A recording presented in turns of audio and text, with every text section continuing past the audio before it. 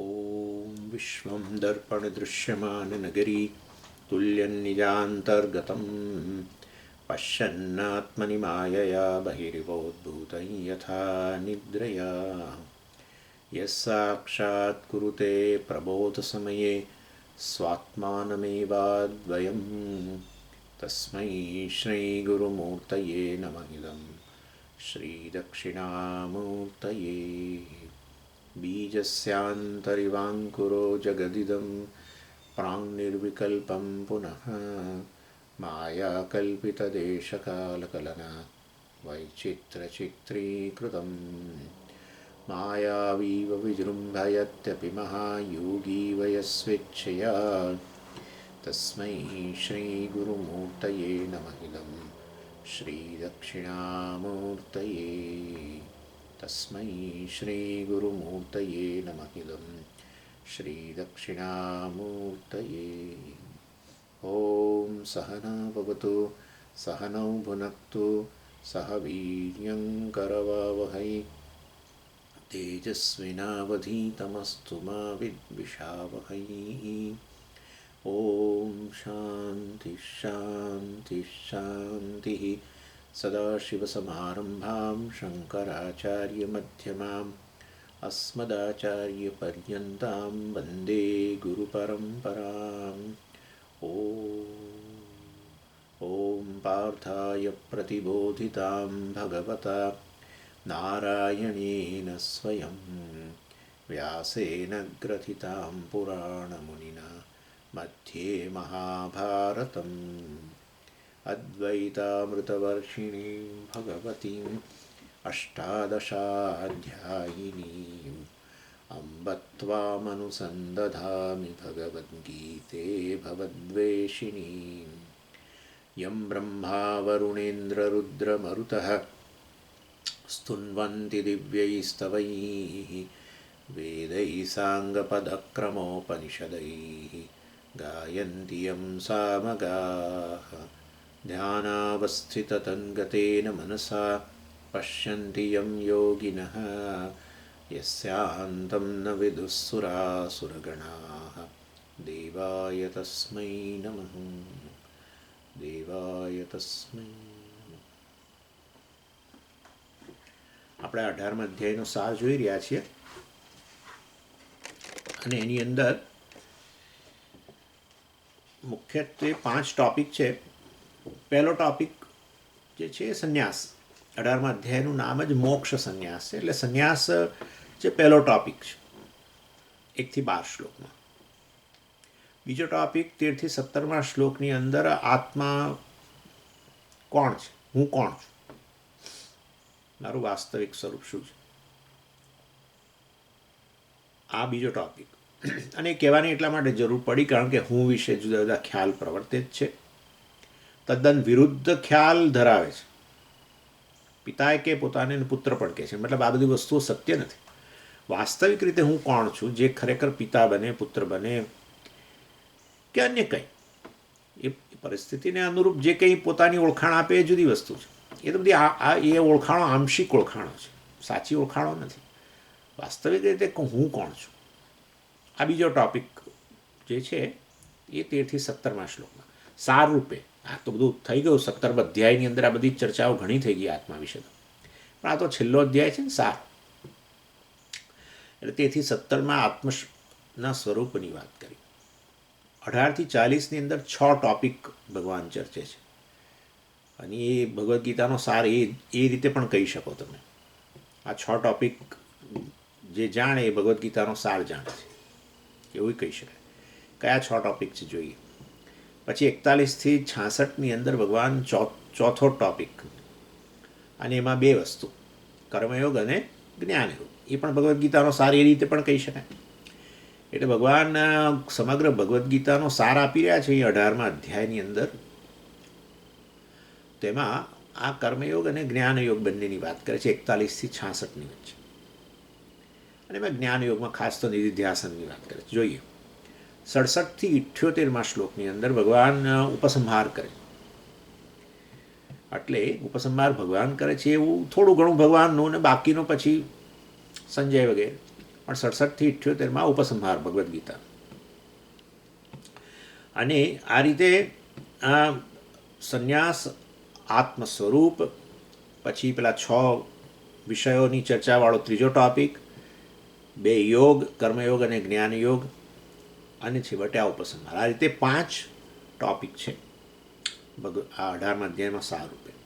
અને એમાં આપણે જોઈ ગયા, પહેલો ટોપિક તો જોઈ જ ગયા, બીજો ટોપિક પણ જોયો. પહેલો ટોપિક એ સંન્યાસ. સંન્યાસ શું છે? શું છે સર? એમાં આ પ્રશ્ન ઊભો થયો અર્જુનના પ્રશ્નને લીધે. અર્જુનનો પ્રશ્ન હતો કે આ સંન્યાસ અને ત્યાગ વચ્ચે, કારણ કે એને આ સંન્યાસ વિશે બહુ ગડબડ. ઇન શોર્ટ, સંન્યાસ અને ત્યાગ વચ્ચે શું ભેદ છે એણે પૂછ્યું. ભગવાનની નજરમાં તો બે એક જ વસ્તુ છે, સંન્યાસ કહો કે ત્યાગ કહો. સારું, પણ સંન્યાસ અને ત્યાગ એટલે શું, અથવા તો સંન્યાસ અથવા તો ત્યાગ એટલે શું? એમાં ભગવાને કહ્યું મુખ્ય સંન્યાસ જે છે ને એ તો કહ્યું, ભગવાને કહ્યું એટલે બતાવો મને વર્ષમાં. એટલે આ તો એક જનરલ આ રીતે કહેવાનું, પણ ચર્ચા આ છે, સંન્યાસ અને ત્યાગ અથવા તો ત્યાગ એ મુખ્ય અર્થમાં જો જુઓ તો આ સંન્યાસ જ છે મુખ્ય અર્થમાં. એટલે આ જે પરિપક્વ વ્યક્તિ છે, જે પછી આત્મજ્ઞાન માટે જ કેવળ પ્રયત્નશીલ છે, પ્રવૃત્ત છે, અને એ પરિપક્વતાને કારણે એ હવે આમ જેમ પેલું ફળ ઝાડથી છૂટું પડી જાય પરિપક્વ બન્યા પછી, એવી રીતે છૂટો પડી ગયો છે. સંબંધો વગેરે જે છે બધા પોતાના પોઝેશન્સ વગેરેમાંથી મુક્ત બનેલો છે. આ મુખ્ય અર્થમાં સંન્યાસ છે. એટલે ઓછામાં ઓછા પોઝેશન હોય, ઓછામાં અને સંબંધો ઓછામાં ઓછા હોય, ઓછામાં ઓછી જવાબદારીઓ, ઓછામાં ઓછા હક.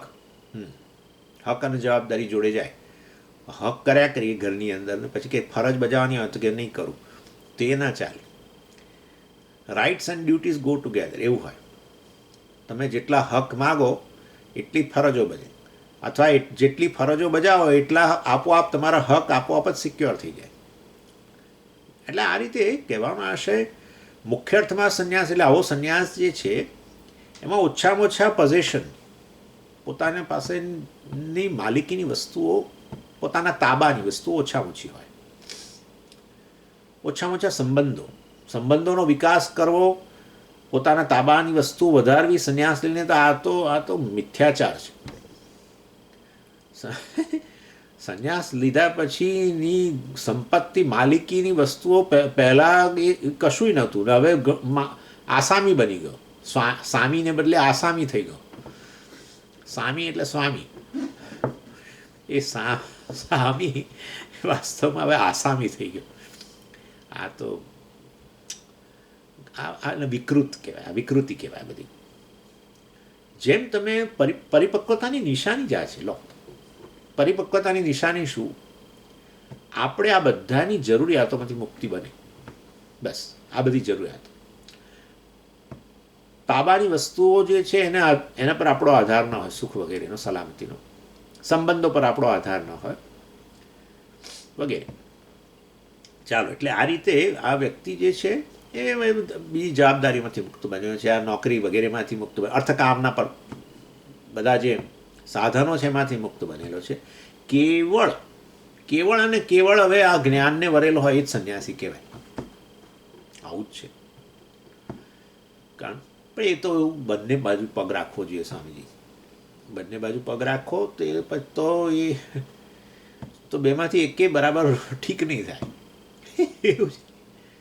શ્રેષ્ઠ પ્રેયશ્ચ મનુષ્યમેતા તૌ સંપરિત્ય વિનક્તિ ધીર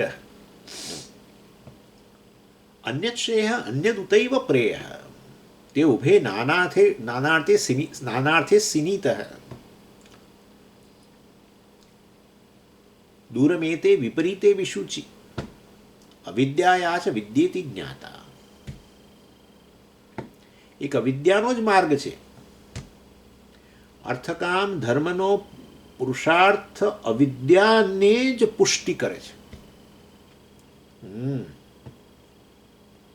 બીજો વિદ્યાનો માર્ગ છે. અવિદ્યા અને વિદ્યા બંનેમાં પગ ના રાખી શકાય, વિરુદ્ધ વસ્તુઓ છે. એક વિદ્યાને વરેલો છે, એક અવિદ્યાને વરેલો છે. આવું છે.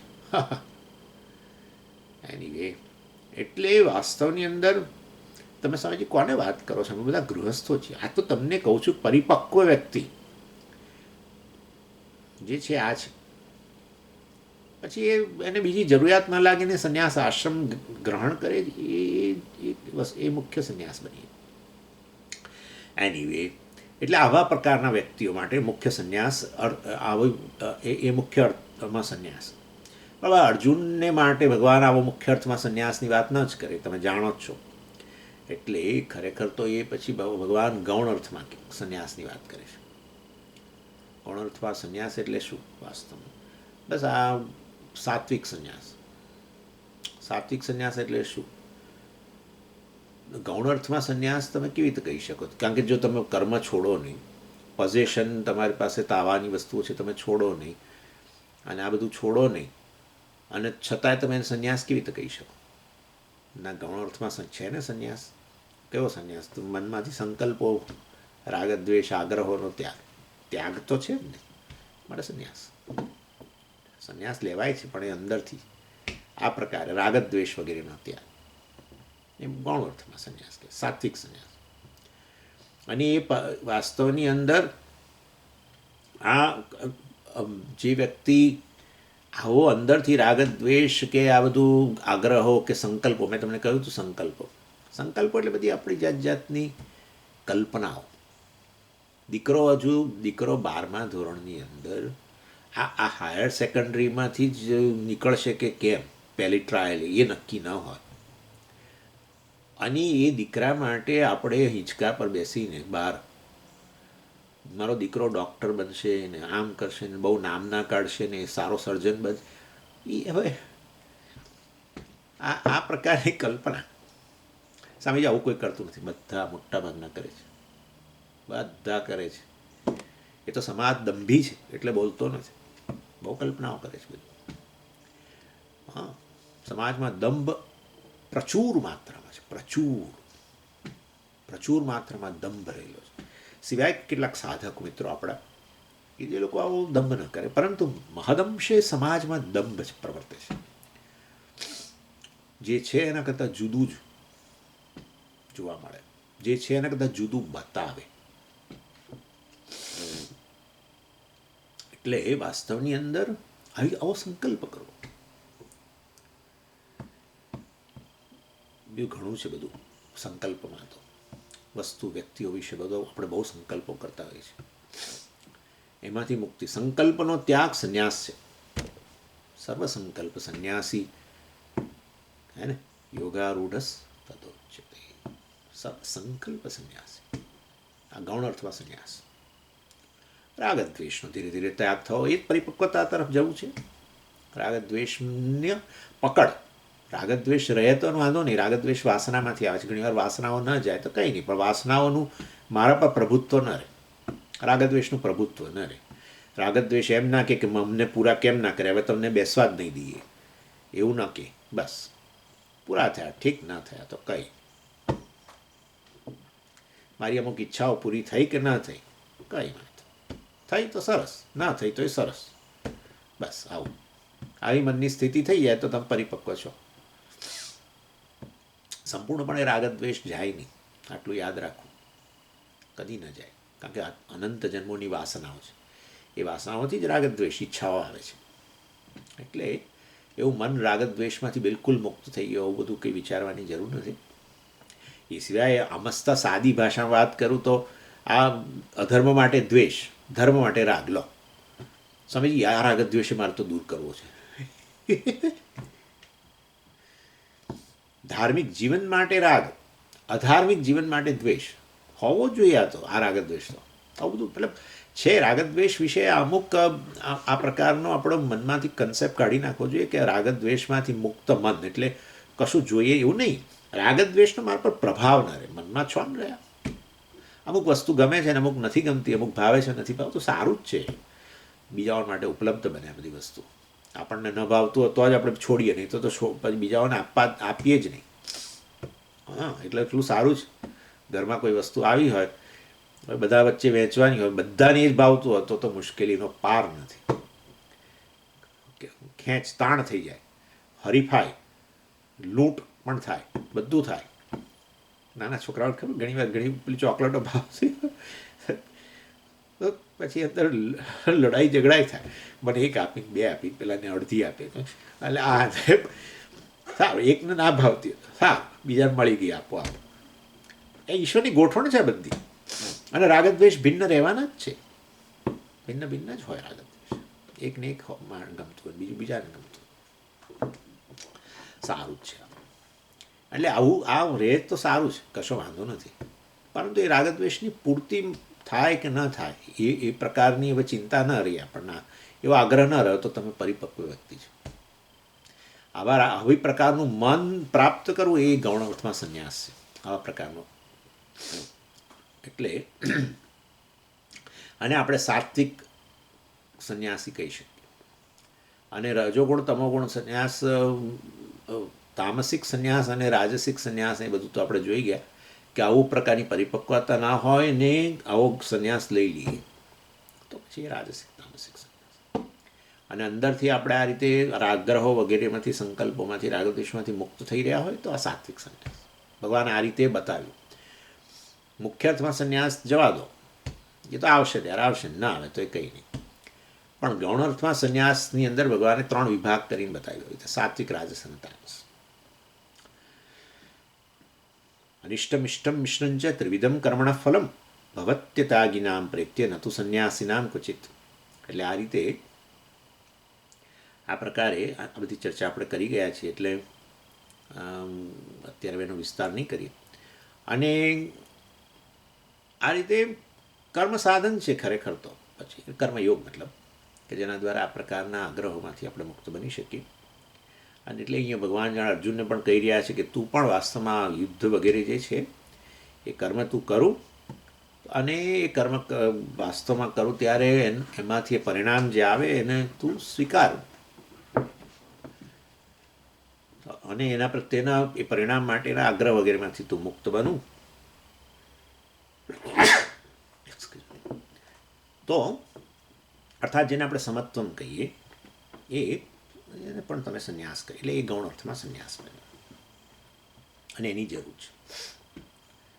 ચાલો, એ આ બીજો ટોપિક, આ પહેલો ટોપિકથી 12 શ્લોકનો. અને પછી બીજો ટોપિક હતો 13 થી 17, જેમાં ભગવાને આત્માના સ્વરૂપની વાત કરી. એ પણ આપણે જોઈ ગયા. આત્મા કે ચૈતન્ય જે છે એ આ શરીરથી વિલક્ષણ, મુખ્ય અર્થમાં એ જ છે ને. દૃગ્દૃશ્ય વિવેક એ આપણે શરૂ કરવાના છે, એમાં આ જ બધું ચર્ચા આવશે. દૃગ્દૃશ્ય વિવેક, દૃગ આત્મા, દૃશ્ય અનાત્મા. આત્મા વિશેના અજ્ઞાનમાંથી જે અવિવેક ઉત્પન્ન થયો છે એના કારણે અનાત્માને આત્મા, આત્માને અનાત્મા જેટલો કહેવો એ અન્નમાં વિવેક. એ વાસ્તવમાં અવિવેક જવો, અજ્ઞાન જાય, આત્મ વિષયક અજ્ઞાન જાય એટલે અવિવેકે જાય. એટલે મુખ્ય અર્થમાં જે છે દૃક અને દૃશ્ય વચ્ચેનો અવિવેક જતો રહે. આત્મા અને આત્મ વચ્ચેનો વિવેક. અનાત્મા એટલે શરીર, મન, બુદ્ધિ, એમાં આત્મબુદ્ધિ છે. એટલે આત્મા વાસ્તવમાં શરીર વગેરેથી વિલક્ષણ છે. શરીરનો ગુણધર્મ નથી, શરીરનું કાર્ય નથી, શરીરની ઉપજ નથી વગેરે, અને શરીરનો ગુણ, શરીરનો ભાગ નથી વગેરે. સ્વતંત્ર વસ્તુ છે આત્મા, શરીરને વ્યાપીને રહેલી છે. એના કારણે શરીરમાં ચેતનતા છે, જીવન છે. શરીર કાર્ય કરી રહ્યું છે, કર્મેન્દ્રિયો, જ્ઞાનેન્દ્રિયો બધા, મન, પ્રાણ બધા કાર્ય કરે છે. કેનેશિતમ પતધિ પ્રેષિતમ મનઃ, કેન પ્રાણ પ્રથમ પ્રૈતિયુક્ત, એક્સેટ્રા એક્સેટ્રા. આ કોની પ્રેરણાથી આમ અંતઃકરણ પોતાના વિષય તરફ જાય છે, આ ઇન્દ્રિયો પોતાના વિષયો તરફ જાય છે? કોની પ્રેરણાથી આ પ્રાણ કાર્ય કરી રહ્યો છે, ઉપર નીચે જઈ રહ્યો છે? કોણ છે આ? પ્રશ્ન કર્યો ને શિષ્યએ, અને આચાર્ય તરત સમજાવ્યું. શ્રોત્રસ્ય શ્રોત્ર, મનસો મનઃ, વાચો વાચમ, પ્રાણસ્ય પ્રાણ. એ જ શ્રોત્રનું શ્રોત્ર છે, કર્ણ આ વાણીની વાણી છે, ચક્ષુનું ચક્ષુ છે, પ્રાણના પ્રાણ છે. શ્રોત્રનું શ્રોત્રપણું ચૈતન્યને કારણે છે. શ્રોત્ર તો જળ વસ્તુ છે મહાભૂતોનું. અંતઃકરણ જળ વસ્તુ છે. અંતઃકરણ જે છે, અંતઃકરણ તરીકે સંકલ્પ, વિકલ્પ, નિશ્ચય, આ તે બધું કાર્ય કરે છે, ચિંતન વગેરે બધું એને જ અંતઃકરણ કહીએ, જ્યાં બધું કરતું હોય તે એ બધું હોવું, કારણ કે ચેતન છે. મનનું મન, શ્રોત્રનું શ્રોત્ર, ચક્ષુનું ચક્ષુ, પ્રાણના પ્રાણ, એને આત્મા કહેવાય. આત્મા ન હોય તો પછી શ્રોત્ર રહેતું જ નથી, મન રહેતું જ નથી. એનું અસ્તિત્વ, એની રહેલી ચેતનતા સર્વત એ વાસ્તવમાં આત્મા છે. એનીવે, અને માટે આ ચૈતન્ય આ શરીર મન બુદ્ધિથી વિલક્ષણ વસ્તુ છે. શરીર મન બુદ્ધિની મર્યાદાઓ એની મર્યાદાઓ નથી, તો વાસ્તવમાં સર્વવ્યાપી છે. સ્વતંત્ર હોય તો પછી એ અમાપ છે. માપ તો શરીર વગેરેનું છે. પહેલાં શરીર વગેરેના માપથી હું મારી જાતને માપવાળો કહેતો હતો, હવે છૂટી ગયો, અમાપ છું. અને તો પછી જો વિલક્ષણ જ હોય આત્મા, તો પછી શરીરમાં બુદ્ધિના જન્મથી એનો જન્મ નથી, શરીરમાં બુદ્ધિના મૃત્યુથી એનો મૃત્યુ નથી. અને એટલું જ નહીં, વાસ્તવમાં એની હાજરીને કારણે જે શરીરમાં બુદ્ધિ કાર્ય કરે છે. શરીરમાં બુદ્ધિમાં આત્મબુદ્ધિને કારણે હું કાર્ય કરું છું, હું જોઈ રહ્યો છું, હું બોલી રહ્યો છું, આવું કહેતો હતો. હવે કહે છે મારી હાજરીને કારણે બધા કામ કરે છે. જેવી રીતે સૂર્યની હાજરી માત્રથી જગતની અંદર બધી વસ્તુ પ્રવૃત્તિશીલ બની જાય. સૂર્યમાં કર્તૃત્વ નથી, સૂર્યની સન્નિધિ માત્રથી, આ પ્રકાશની સન્નિધિ માત્રથી બધું કાર્યશીલ હોય. જેવી રીતે હોલની અંદર બધા લોકો ભેગા થયા છે અને અનેક પ્રકારનું કામ કરી રહ્યા છે. કોઈક વાતો કરી રહ્યા છે, કોઈક ફરી રહ્યું છે, કોઈ મળી રહ્યું છે, કોઈ ખાઈ રહ્યું છે. હોલની અંદર બધું ચાલી રહ્યું છે પ્રકાશની સન્નિધિથી. એવી રીતે આ આત્મા જે છે વાસ્તવમાં આ રીતે બ્રહ્મ, એની સન્નિધિ માત્રથી આ બધી વસ્તુઓ કાર્યશીલ છે. અર્થાત આત્મા કરતા નથી, ભોગતા નથી વગેરે. સર્વવ્યાપી વસ્તુમાં કશું સર્વવ્યાપી વસ્તુ કશું કરી ન શકે. આકાશની અંદર રહેલી વસ્તુ બધું કાર્ય કરે, પણ આકાશ પોતે શું કાર્ય કરે? સર્વવ્યાપી વસ્તુ. કાર્યશીલ બનવું, કર્મ કરવા માટે હલન ચલન પ્રવૃત્તિ થઈ જ ન શકે. એટલે આ રીતે વાસ્તવની અંદર એ ભગવાને આ 13-18 શ્લોકની અંદર આત્માના સ્વરૂપની વાત કરી. પંચૈતાની મહાબાહો કારણાની નિબોધ મેં સાંખ્યે એ કૃતાંતે પ્રોક્તાની સિદ્ધે સર્વકર્મણા, 13મા શ્લોકમાં કહ્યું ભગવાન. અને પછી કર્મ માટેના જવાબ, પરિબળો જે જવાબદાર છે એ બધા બતાવ્યા. અધિષ્ઠાનમ તથા કરતા કરણમ ચ પૃથક વિધમ વગેરે વગેરે. તત્ર એવં સ્થિતિ આત્માનમ કર્તારમ કેવલમ તુ યહ પશ્યત્યકૃત બુદ્ધિત્વાદ ન સ પશ્યતિ દુર્મતિ. આત્માને કરતા માનનારો દુર્મતિ છે. યસ્ય નાહંકૃતો ભાવ બુદ્ધિર્યસ્ય ન લિપ્યતે હત્વાપી સ ઇમાન લોકાન ન હંતિ ન બધ્યતે. યસ્ય નાહંકૃતો ભાવ, વાસ્તવમાં હું કરતા નથી એ પ્રકારનો ભાવ જેના અંતઃકરણમાં રહેલો છે. યસ્ય બુદ્ધિ ન લિપ્યતે, એ કર્મથી ખરડાતો નથી. હત્વાપી સ ઇમાન લોકાન, આ જગતની અંદર અનેક કર્મ કરી રહ્યો હોય, હનન ક્રિયા પણ કરી રહ્યો હોય, ન નાયમ હંતિ ન હન્યતે, ના અહીંયા કે છે ન હંતિ ન નિબધ્યતે, એ હનન કરતો જ નથી વગેરે વગેરે. એટલે ભગવાને આ 13-18 શ્લોકની અંદર જે છે આ રીતે વાસ્તવમાં આ આત્માના સ્વરૂપની વાત કરી. એમાં 14-17 શ્લોકમાં ભગવાને ખાસ તો આ જ કહ્યું કે આ પંચકોશ જ છે એ જ જુદા જુદા પ્રકારના કાર્યો કરે છે અને એ આત્માની સન્નિધિને કારણે કાર્ય કરી શકે છે. કર્તૃત્વ એનામાં છે. આ કર્તૃત્વ અર્થાત એક કર્મ કરે છે, પરંતુ એ પંચકોશને આત્મા કહેવાને કારણે હું મારી જાતને કરતા કહું છું, વાસ્તવમાં હું તો અકર્તા છું. અને અકર્તા ભોગતા હોઉં તો પછી કંઈ કર્મ જ ન કરતો હોઉં તો પછી આ સંચિત આગામી પ્રારબ્ધ છે એ વાસ્તવમાં મારા નથી. મારું પ્રારબ્ધ એ મહાન અજ્ઞાન છે, મારું સંચિત, મારા આગામી હવે આગળ જે હું કરીશ એનાથી હું એને કારણે મને ફલાણો જન્મ મળશે, આમ તેમ બધું ખોટું છે. પ્રારબ્ધ સંચિત આગામી કોના માટે છે? કરતા ભોગતા માટે. પણ હું તો અકર્તા છું, હું કંઈ કર્મ જ નથી કર્યા, તો પછી કર્મ જ ન હોય તો પછી સંચિત જ ક્યાંથી હોય?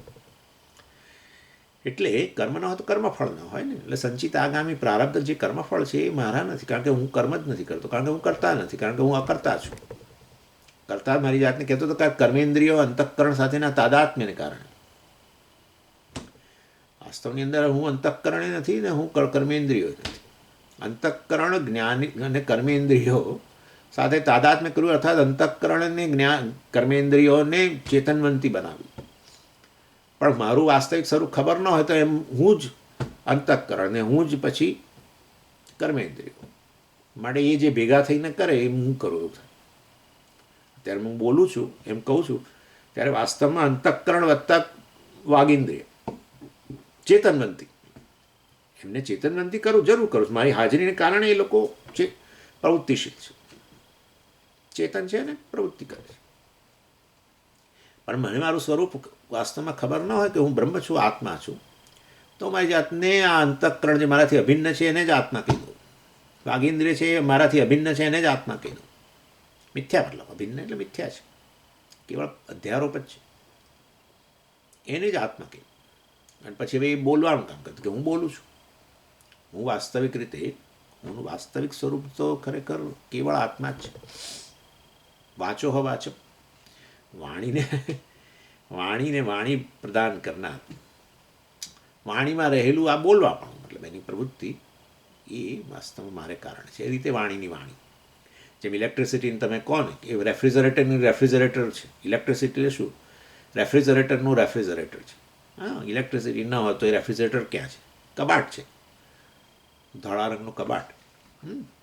એમાં કશું બીજું ના મૂકી શકો, કપડાં મૂકવા તો મૂકો પછી, હા, પણ આ દૂધ દહીં તમારું બધું ના મુકાય. હા, અને બંધ કરીને દૂધ દહીં મૂકી દો તો પછી તમે વાસથી ભરી ગઈ. એર કન્ડિશનરનું એર કન્ડિશનર ઇલેક્ટ્રિસિટી છે, નહીં તો શું છે? ખોખું છે ખાલી એક લોખંડનું, બીજું શું છે? હા, યાદ રાખવાનું છે આ વસ્તુ. ઇલેક્ટ્રિસિટીની સન્નિધિ માત્રથી આ બધા ગેઝેટ્સ પોતપોતાનું કામ કરે છે. આવું રફ ઉદાહરણ આપી શકાય. એવી જ રીતે એટલે વાસ્તવમાં હું અકર્તા ભોગતા છું, માટે આ સંચિત આગામી પ્રારબ્ધ કશું મારું છે જ નહીં. અને માટે આ પુણ્ય પાપ કર્મથી હું મુક્ત છું, સ્વરૂપથી મુક્ત છું. જન્મથી રહી છું, માટે મૃત્યુથી રહી છું. જન્મ બધા જેના પુણ્ય પાપ હોય એના હોય, મૃત્યુ એટલે એ પણ એનું જ થાય જેનું પ્રારબ્ધ વગેરે પૂરું થાય. મારું પ્રારબ્ધ જ નથી, જન્મ મૃત્યુ મારા નથી. અને આ બધું કહી શકાય આત્માના સ્વરૂપમાં. ના, પણ પુનર્જન્મ તો થાય, પણ જન્મ જ ન હોય તો પણ પુનર્જન્મ ક્યાંથી થાય? એટલે કે એક જણ કહે છે જન્મ નથી, બરાબર સ્વામીજી, પણ પુનર્જન્મ, એટલે પણ જન્મ જ ન હોય તો પુનર્જન્મ ક્યાંથી આવે? પણ ન સમજ્યા બિચારા. એક ભાઈ મને એવો પ્રશ્ન કરેલો એની, અને આવું આત્મ સ્વરૂપની મુખ્ય ચર્ચા શરૂ ભગવાને કરેલી બીજા અધ્યાયમાં 12 થી 25 શ્લોકની અંદર, અને પછી અત્યારે તો જાણે એનો સાર આ 13 થી 17 શ્લોકમાં આપ્યો. અને એમાં મુખ્યત્વે આત્માને અકર્તા અભોગતા બતાવ્યો ભગવાને 14 થી 17ની વચ્ચે. પછી ત્રીજો ટોપિક 18 થી 40, એની અંદર ભગવાન મેં કહ્યું 6 વિષયોની ચર્ચા કરી. એમાં એક તો જ્ઞાન, એક પહેલો ટોપિક, બીજું કર્મ, ત્રીજું કર્તા, ચોથું બુદ્ધિ, પાંચમું ધૃતિ અને છઠ્ઠું સુખ. આ 6 ટોપિક ભગવાને 18 થી 40માં શ્લોકમાં કહ્યું. અને ધૃતિ એટલે આપણે જાણીએ છીએ વિલ પાવર, તમે કહો ધૈર્ય કહો. અને આ 6 ટોપિકની ચર્ચા ભગવાને કેવી રીતે કરી? એને 3 વિભાગ કર્યા: સાત્વિક, રાજસ, તામસ. એટલે સાત્વિક જ્ઞાન, રાજસ જ્ઞાન, તામસ જ્ઞાન. પછી સાત્વિક કર્મ, રાજસ કર્મ, તામસ કર્મ. સાત્વિક કરતા, રાજસ કરતા, તામસ કરતા. સાત્વિક બુદ્ધિ, રાજસ બુદ્ધિ, તામસ બુદ્ધિ. સાત્વિક ધૃતિ, રાજસ ધૃતિ. સાત્વિક ધૈર્ય, રાજસ ધૈર્ય, તામસ ધૈર્ય. સાત્વિક સુખ, રાજસ સુખ, તામસ સુખ. આ વિષયોની ચર્ચા 18 થી 40માં શ્લોકની વચ્ચે, ત્રીજો ટોપિક. અને આપણે તો એ બધામાં ન જઈ શકીએ, પરંતુ આટલું આપણે એક જનરલ આ ક્લાસિફિકેશન, આ પ્રકારે વર્ગીકરણ જે કર્યું છે સાત્વિક, રાજસ, તામસ, એના પરથી એક વસ્તુ કહી શકાય કે જેના દ્વારા આધ્યાત્મિક વિકાસ થાય, જેનો આધાર લઈને, એ સાત્વિક. બસ. જેના દ્વારા આધ્યાત્મિક પતન થાય, એ તામસ. એ ગમે તે હોય. તમે ખોરાક લો, એ ખોરાક કે તમે એવો ખોરાક કે જેનાથી તમારો સાથ તમારો તમારો તમારો આધ્યાત્મિક વિકાસ થતો હોય, મદદરૂપ થાય, તો એવો ખોરાક કે એવું અન્ન જે છે સાત્વિક કહેવાય. અને જેનાથી આધ્યાત્મિક પતન થતું હોય એવું અન્ન જે છે તામસ અન્ન કહેવાય. ઉદાહરણ: વિકાસ સાત્વિક, પતન તામસ. તો એની વચ્ચે જે હોય શું હોય? રાજસ. વિકાસે ના થાય ને પતને ના થાય, જ્યાં છો ત્યાં રહો, એમ નામ રાજસ. That's it. એટલે આ રીતે વાસ્તવની અંદર પણ સ્વામીજી રાજસિક તો બહુ પ્રવૃત્તિશીલ હોય તો પછી કંઈક તો વિકાસ થાય, ના થાય ને? તો પછી તમે તો ના પાડો છો, જ્યાં છો ત્યાં રહો એમ તમે તો કહો છો. એટલે એ રાજસ વસ્તુ એવી છે, રાજસ કર્મ. ચાલો, એ રાજસ કર્મ એવો કે જેમાં વિકાસ થાય પણ કેવળ ભૌતિક વિકાસ. હા, એટલે આમ બહુ વિકાસ થાય કારણ કે રાજસ પ્રવૃત્તિશીલ. સાત્વિક કર્મ, ચાલો આજ જોઈ લઈએ. સાત્વિક કર્મ, રાજસ કર્મ, તામસ કર્મ. સાત્વિક કર્મ એટલે શું? જેનાથી આધ્યાત્મિક વિકાસ. તામસ કર્મ આધ્યાત્મિક પતન. રાજસ કર્મ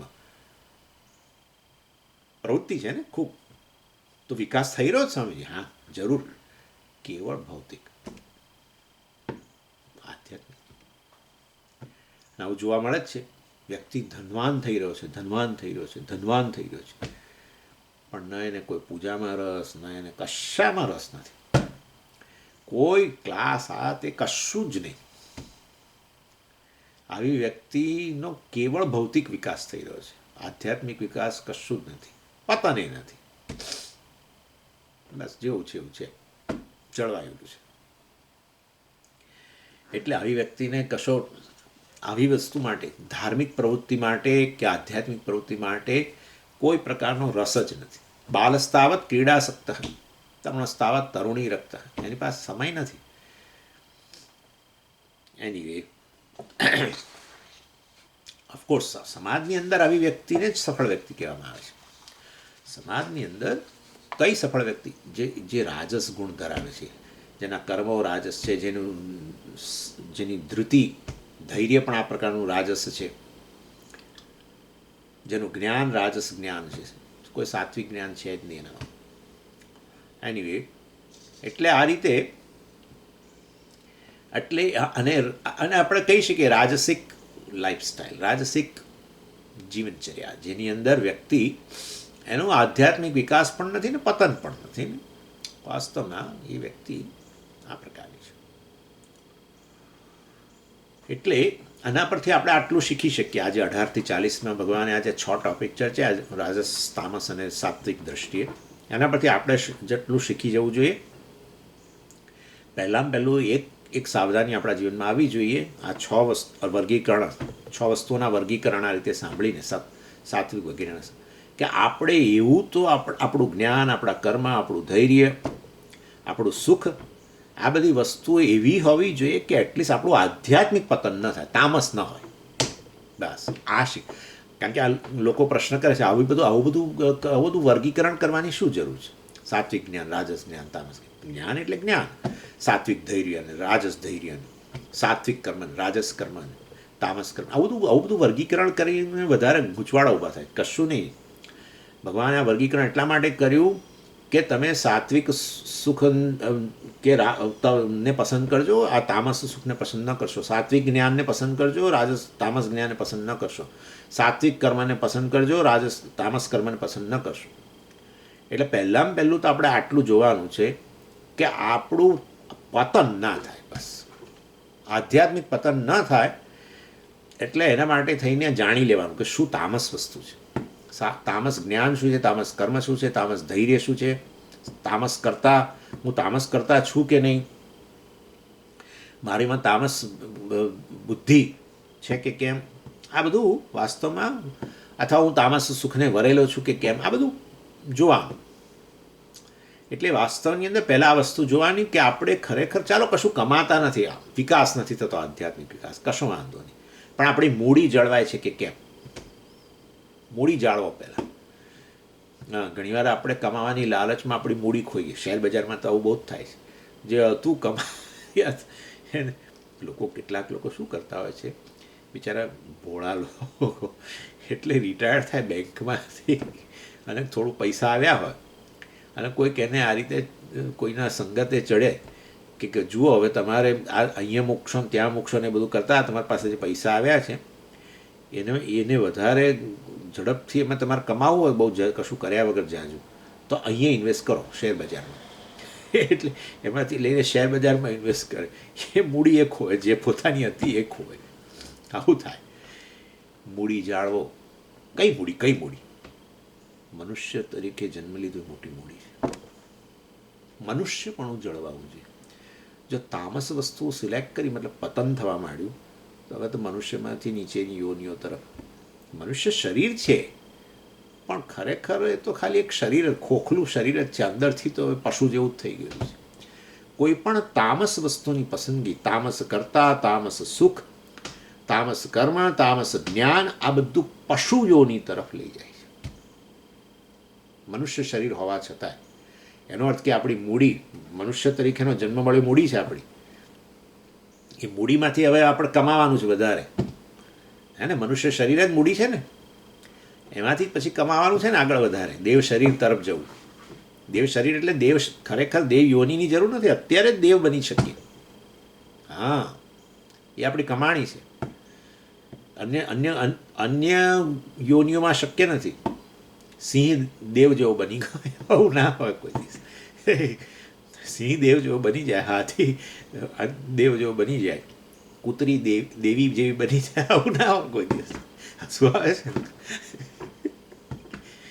મનુષ્ય બની શકે, સ્ત્રી કે પુરુષ, દેવી કે દેવ બની શકે, શક્યતા પૂરેપૂરી છે. એટલે આ મૂડી છે એના માટેની. એટલે એવું આ 6 વસ્તુઓ તામસ પસંદ કરશો તો મનુષ્ય શરીર ખાલી રહી જશે, અંદરથી પશુ જેવા થઈ જાય, મૂડીએ જતી રહે, મનુષ્યપણું જ જતું રહે. બહુ મોટી વાત છે આ તો. આ બધું 18 થી 40ની અંદર ભગવાન આ બતાવી રહ્યા છે. એટલે પહેલાં તો ખોતા નથી ને મૂડી, એ જોજો. તામસની પસંદગી ન કરશો અને પછી ધીરે ધીરે સત્વની પસંદગી કરો. સાત્વિક કર્મ, સાત્વિક જ્ઞાન, સાત્વિક સુખ, સાત્વિક ધૈર્ય, તમારું સાત્વિક સંકલ્પ શક્તિ, મતલબ સાત્વિક કરતા બનો વગેરે વગેરે, સાત્વિક બુદ્ધિ. બસ તો પછી હવે અર્નિંગ શરૂ થયું, કમાણી શરૂ થઈ. મનુષ્ય તરીકે આ બધું સાત્વિકની પસંદગી કરી.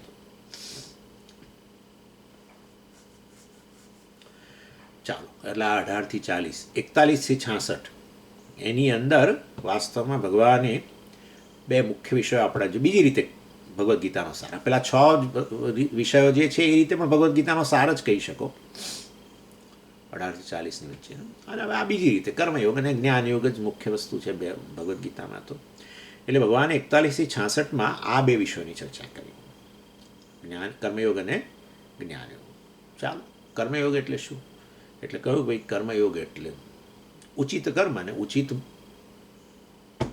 ભાવના કર્મ પાછળની, એ કર્મયોગ.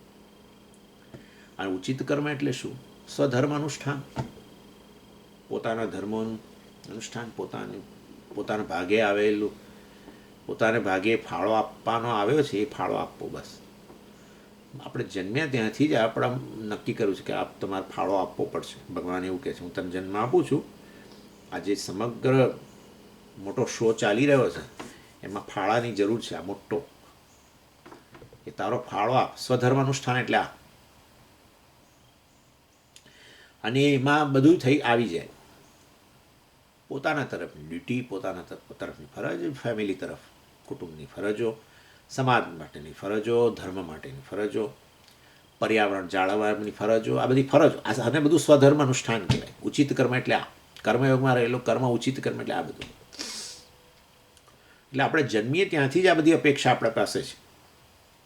અને શાસ્ત્રો કહે છે કે તારે જીવનને માણવું હોય તો આ બધી તારી જે તારે ફાળો જે યોગ્ય આપવાનો છે આપતો જા, તો તું જીવનને માણી શકીશ. પણ સ્વામીજી, એ બધી મારી ફરજો મારે કેવી રીતે નક્કી કરવી? મારી ફરજો કઈ છે, મારે કેવી રીતે નક્કી કરવી વગેરે. એટલે પછી વાસ્તવની અંદર એ જમાનામાં તો પેલું વર્ણાશ્રમ ધર્મ હતું. એટલે ભગવાન એ રીતે વાત કરે છે, બ્રાહ્મણ ક્ષત્રિય વિષામ શૂદ્રાણામ છે પરંતપ. કર્માણી પ્રવિભક્તાની સ્વભાવ પ્રભવૈ ગુણૈ 41મા શ્લોકમાં જ કહે છે ભગવાન. એટલે આપણા વર્ણને અનુરૂપ બ્રાહ્મણ ક્ષત્રિય વૈશ્ય વગેરેને વર્ણને અનુરૂપ, અથવા તો આપણા આશ્રમ, બ્રહ્મચારી છે, ગૃહસ્થ છે, વાનપ્રસ્થ છે, સંન્યાસી છે વગેરે, એ આશ્રમને અનુરૂપ આપણી ફરજો બજાવી. એનું નામ વર્ણાશ્રમ ધર્મને અનુરૂપ ફરજ બજાવો, એનું નામ ઉચિત કર્મ. સમજીએ, હું તો એ બધા માનતો નથી. અને અત્યારે હવે આ વર્ણ વ્યવસ્થા જ નથી રહી ને આશ્રમ વ્યવસ્થા જ નથી રહી, તો માટે એ રીતે તો ફરજો હવે હું કઈ રીતે નક્કી થાય? સારું, બરાબર છે, ના નક્કી થાય તો બીજી રીતે નક્કી કરીએ. તમારો સ્વભાવને આધારે નક્કી કરો, એ ભગવાન કહે છે.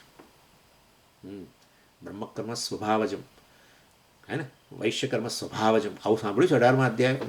સાંભળ્યું છે? હા, એ ભગવાન બધું બરાબર વ્યવસ્થિત વાત કરે છે.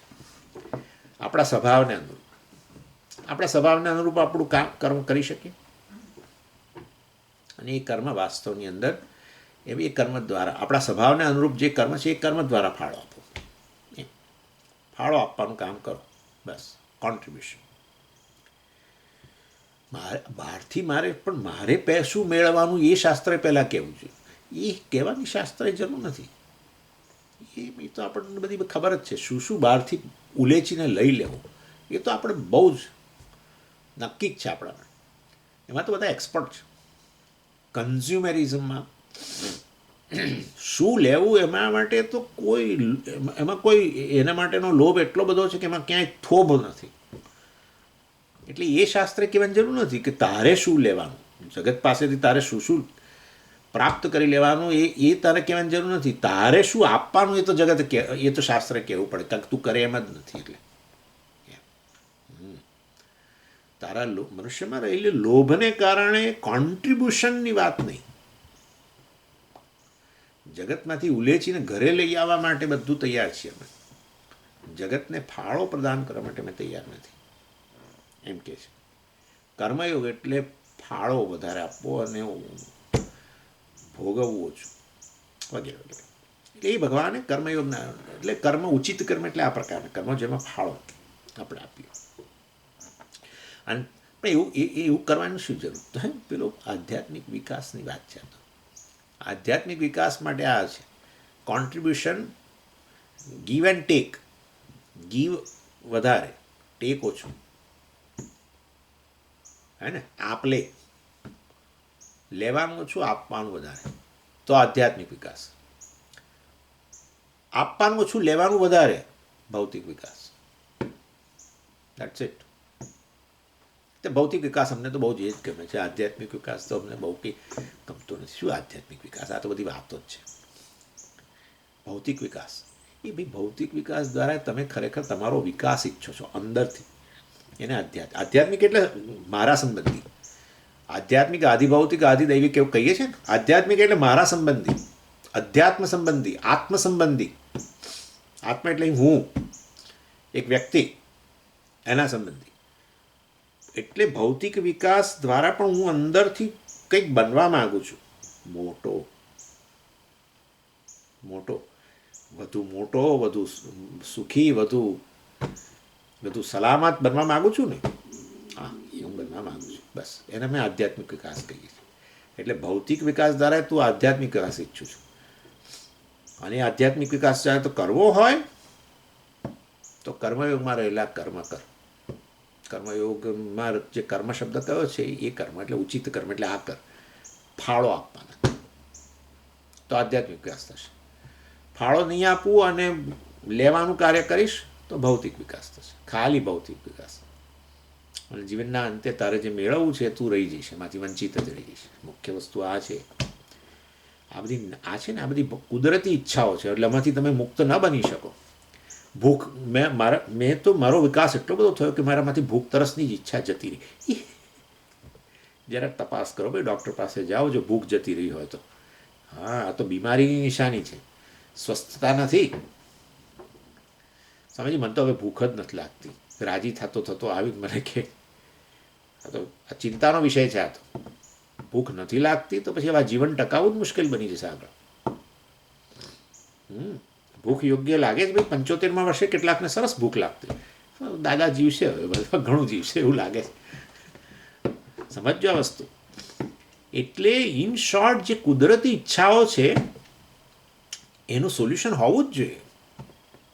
અને એ આ છે, મોટા બનવાની ઈચ્છા છે, કુદરતી રીતે છે, જન્મથી જ. એ મોટા બનવું એટલે તો એ આધ્યાત્મિક વિકાસ થયો. આપણને મોટા બનવું એટલે આપણને એમ થાય છે કે ધનથી મોટો બનવું, પ્રતિષ્ઠાથી મોટો બનવું, કંઈક વધારે જ્ઞાન પ્રાપ્ત કરીને બીજા કરતાં મોટો બનવું, ફલાણું કરીને પહેલાં કરતાં મોટો બનવું. એ મોટા થવાની ઈચ્છાને આધ્યાત્મિક ઈચ્છા કહેવાય. મોટા થવાની ઈચ્છા આધ્યાત્મિક ઈચ્છા, કુદરતી છે ઈચ્છા, અને આધ્યાત્મિક ઈચ્છા છે. બ્રહ્મ બનવાની ઈચ્છા છે મોટા બનવું અર્થાત. એ બ્રહ્મ બનવાની ઈચ્છા એ આધ્યાત્મિક ઈચ્છા છે. અને એ ત્યારે જ પૂરી થાય કે જ્યારે તમે આધ્યાત્મિક વિકાસ તરફ તમારા કદમ માંડ્યા હોય અને એના માટેનો રસ્તો બતાવ્યો કર્મયોગ. એમાં રહેલા કર્મ એટલે ફાળો આપવાના કર્મ, એનાથી વિકાસ થાય. એનીવે, એટલે અહીંયા આ આ કર્મયોગના કર્મ વિશેની વાત કરી. અને એમાં આપણે આપણી શક્તિઓ ફાળો આપવા એટલે મતલબ આપણી શક્તિઓ છે, આપણો સમય છે, આપણી કેપેસિટી છે, આપણી અન્ય પ્રત્યેની જે ભાવનાઓ છે એના દ્વારા ફાળો આપી શકો. આપણી સારી ભાવના અન્ય માટેની. સર્વે ભવંતુ સુખીના, આ ફાળો કહેવાય. સર્વે સંતુ નિરામયા, ફાળો. આ સારામાં સારો જ સ્વામીજી.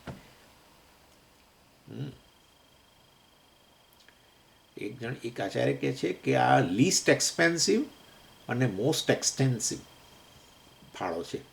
લીસ્ટ એક્સપેન્સિવ, ખર્ચો નામનો નહીં. સર્વે ભવંતુ સુખીના, કોઈ ખર્ચો થયો કશું. અને મોસ્ટ એક્સટેન્સિવ, સૌથી અસરકારક ફાળો.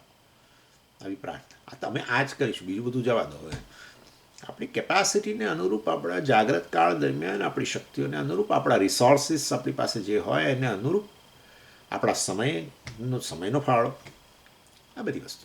ઇવન સ્માઇલનો ફાળો. હા, લોકો પાસે તો એ નથી. આમ એટલે એક આટલું ખાલી સ્માઇલ આપો ભાઈ, કશું ના આપશો બીજું. સ્માઇલ નથી.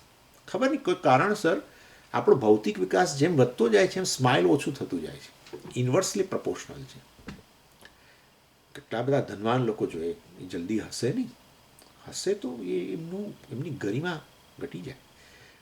ધનવાન લોકો એને જ કહેવાય કે જેમનો ચહેરા પર ધન લટકતું હોય. ખૂબ ભાર, ધન ઘણું બધું છે ને, એ ધનનો ભાર બધો અહીં આવી ગયો. પેલું ગરીબ નાનું બાળક જોઈએ કે દીકરી પેલી જસ્ટ સ્માઇલ આપે બિચારી, એને જોયું છે ને તમે.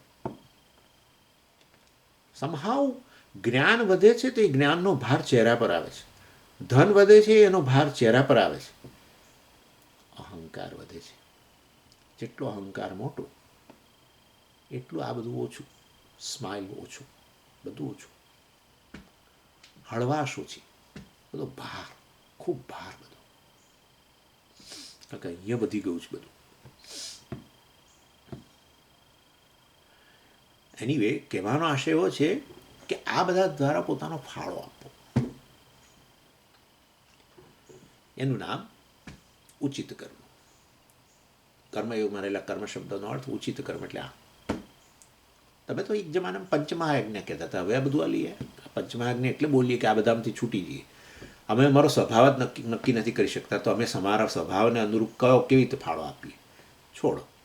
અમે તો આ વર્ણાશ્રમમાં માનતા જ નથી, તો પછી અમારે કેવી રીતે ફાળો આપવાનો? છોડો.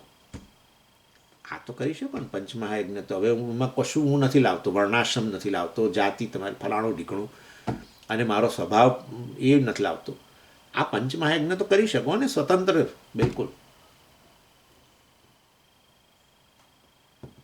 સાત્વિક કર્મ આ રીતે કહી શકો.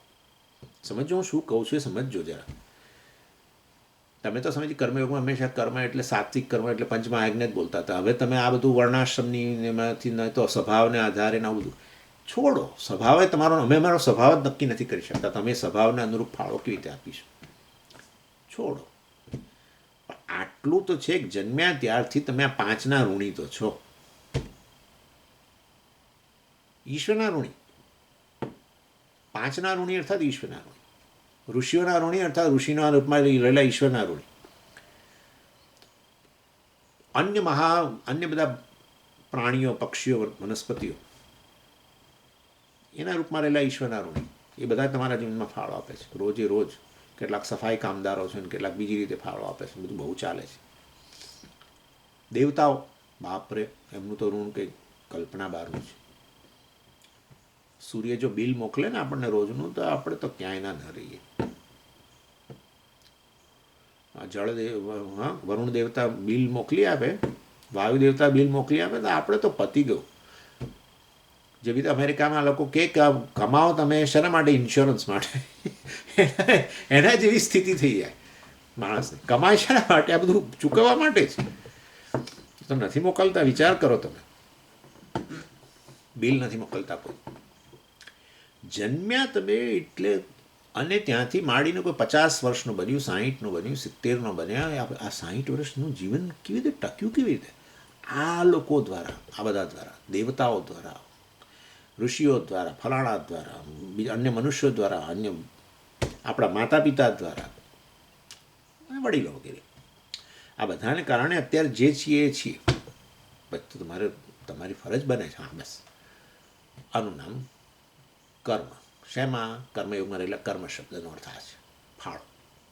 પંચમહાયજ્ઞ એટલે ક્યારેક પંચમહાયજ્ઞની રીતે વાત કરીએ જેથી આ બધામાંથી છૂટીએ.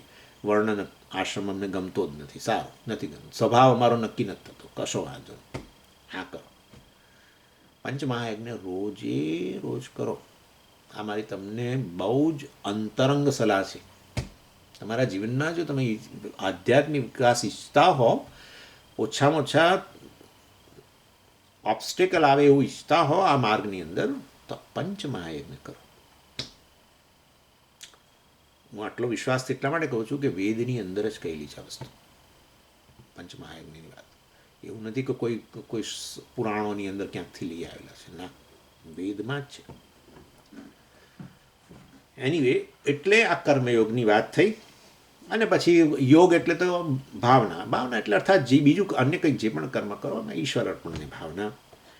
અને એમાંથી જે તમારા પરિસ્થિતિઓ જીવનની જે પ્રાપ્ત થાય છે એના પ્રત્યે પ્રસાદ ભાવના. ઈશ્વર જ બધું નિર્માણ, આ સમગ્ર જગત ઈશ્વર હોય તો એમાં રહેલા નિયમો પણ ઈશ્વર છે.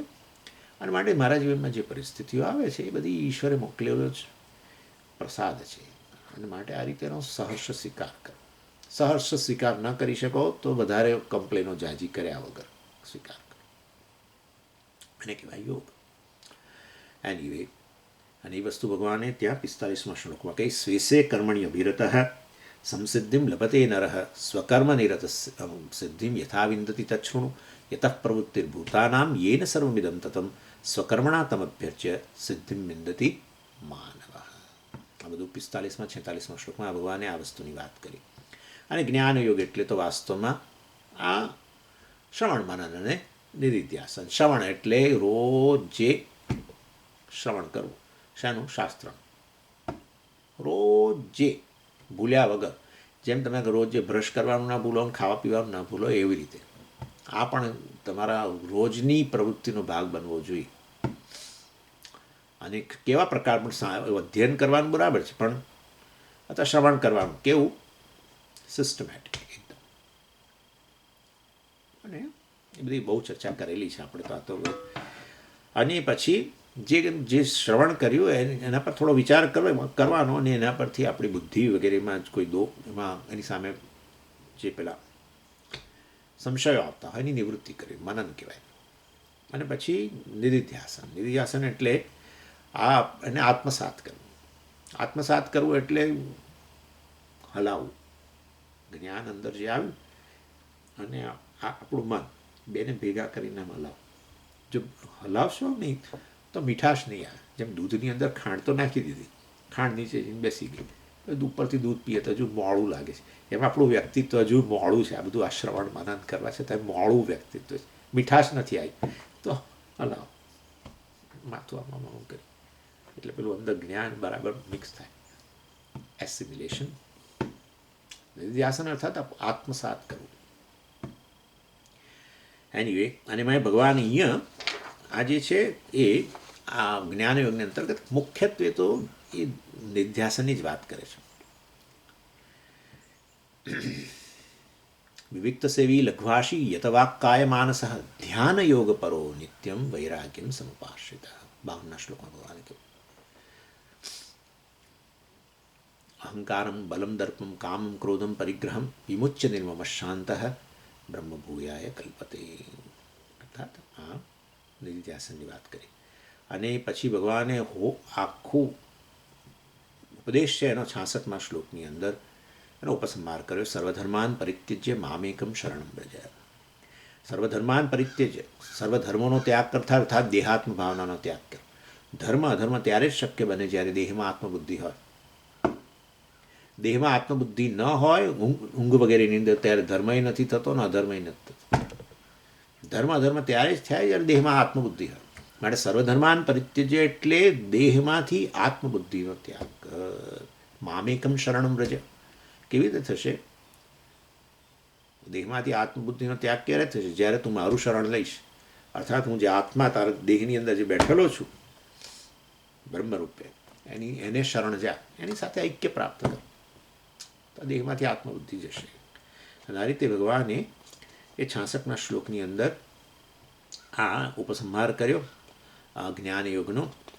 અને પછી 67 થી 78મા શ્લોકની અંદર ભગવાને આ બીજા 4 વસ્તુઓની વાત કરી, 4 ક્વોલિફિકેશન. આ ભગવદ્ ગીતાનું અધ્યયન કરવા માટે કેવા પ્રકારનું એમાં કેવા પ્રકારનું અધિકારીત્વ હોવું જોઈએ એની વાત કરી. એમાં ભગવાને કહ્યું તપઃ, શ્રદ્ધા, ભક્તિ અને શુશ્રૂષા. તપઃ એટલે તમે જાણો છો, જીવનમાં કંઈક અંશે તપશ્ચર્યા હોવી, શારીરિક વગેરે ચર્ચા આપણે 17મા અધ્યાયમાં ઘણી કરી છે. ભક્તિ અર્થાત ભક્તિ, ડિવોશન, અને શ્રદ્ધા. આ બધાનો વિસ્તાર નહીં કરું કારણ કે તમે જાણો છો બધી વસ્તુ. શ્રદ્ધા હોવી જોઈએ ભગવદ્ ગીતા પ્રત્યે, કારણ ભગવદ્ ગીતાનું અધ્યયન કરવું હોય તો. અને પછી છેલ્લે શુશ્રૂષા. શુશ્રૂષા એટલે આ જિજ્ઞાસા કહો, શ્રવણની ઈચ્છા, જ્ઞાન પ્રાપ્તિની ઈચ્છા. આ 4 વસ્તુઓ ભગવદ્ ગીતાના અધ્યયન કરનારામાં આ વસ્તુ હોવી જોઈએ. અને પછી ભગવાને કહ્યું કે આ ભગવદ્ ગીતાનું અધ્યાપન કરનારો જે છે એ તો જરૂર એ મને બહુ જ અત્યંત પ્રિય છે ને એ મોક્ષ પ્રાપ્ત કરશે, પરંતુ એનું શ્રવણ કરનાર પણ જે છે એ વાસ્તવની અંદર એના અધિકારીત્વને આધારે ક્યાં તો એને સ્વર્ગ ક્યાં મોક્ષ પ્રાપ્ત થશે. કદાચ એટલા એનામાં બીજું અધિકારીત્વ ન હોય, સાધન ચતુષ્ટય સંપત્તિ પ્રમાણમાં ઓછી હોય, તો મોક્ષ પ્રાપ્ત ન કરે આ અધ્યયન કર્યા પછી પણ ભગવદ્ ગીતાના, તોય સ્વર્ગ તો પ્રાપ્ત કરશે જો અધ્યયન ચાલુ રાખશે. અને નવા જન્મમાં પાછો જોડાશે અધ્યયન માટે. એવી રીતે જોડાશે એ મારું કામ છે, ભગવાન કહે છે. એને ગુરુનો સંપર્ક આ તે બધું. એનીવે, અને જો અધિકારી હશે તો મોક્ષ પ્રાપ્ત કરશે. અને પછી અર્જુનને ભગવાન પૂછે છે કે તું કયા પ્રકારનો સ્ટુડન્ટ છું? અને અર્જુન ખોખારો ખાઈને કહી દે છે કે હું તો તમારો બેસ્ટ સ્ટુડન્ટ છું. અને મેં આ બધું તમે જે મને બધું ભણાવ્યું એ બધું મેં વ્યવસ્થિત ગ્રહણ કર્યું છે, અને હવે મારા મનમાંથી મોહ વગેરે દૂર થયો છે. 73મા શ્લોકમાં સ્પષ્ટ કહી દીધું, નષ્ટો મોહ સ્મૃતિર્લબ્ધા તત્પ્રસાદાન મયાચ્યુત સ્થિતોસ્મિ ગત સંદેહ કરિષ્યે વચનમ તવ. અને માટે તમે હવે કહોશો હું કરીશ, મતલબ યુદ્ધ કરીશ. મારા મનમાંથી એની સામેનો જે અવરોધ હતો યુદ્ધ કરવા સામેનો દૂર થઈ ગયો, મારો મોહ દૂર થઈ ગયો વગેરે વગેરે. એ બધું કહ્યું, એ બતાવે છે. એ રીતે અર્જુને કહ્યું કે હું તમારો બેસ્ટ સ્ટુડન્ટ છું, મેં બધું વ્યવસ્થિત ગ્રહણ કર્યું છે.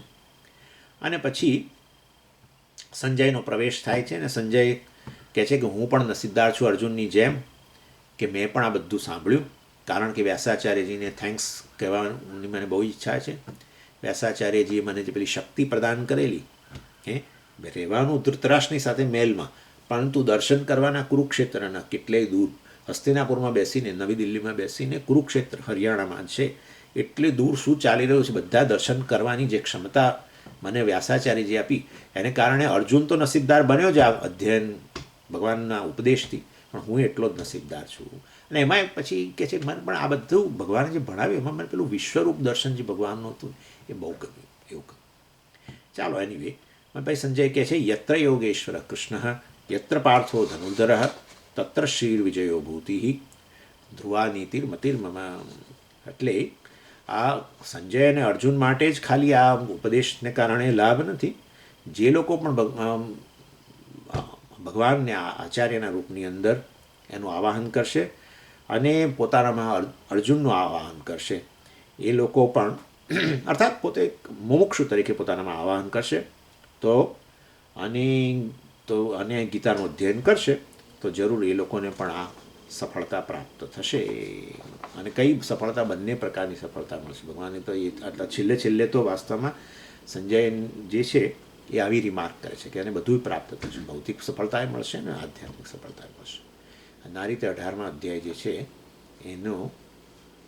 એમાંનો સાર આપણે અહીંયા પૂરો કર્યો અને એની સાથે આપણે સમગ્ર ભગવદ્ ગીતાનું અધ્યયન પૂરું કર્યું. કેટલા વર્ષોએ પૂરું થયું. એનીવે, અને હવે નેક્સ્ટ ફ્રાઈડે, નેક્સ્ટ શુક્રવારે મતલબ હવે આપણે દૃગ્દૃશ્ય વિવેકનું અધ્યયન શરૂ કરીશું. ઓમ પૂર્ણમદ પૂર્ણમિદમ પૂર્ણાત પૂર્ણમુદચ્યતે પૂર્ણસ્ય પૂર્ણમાદાય પૂર્ણમેવાવશિષ્યતે. ઓમ શાંતિ શાંતિ શાંતિ. હરિ ઓમ શ્રી ગુરુભ્યો નમઃ. હરિ ઓમ.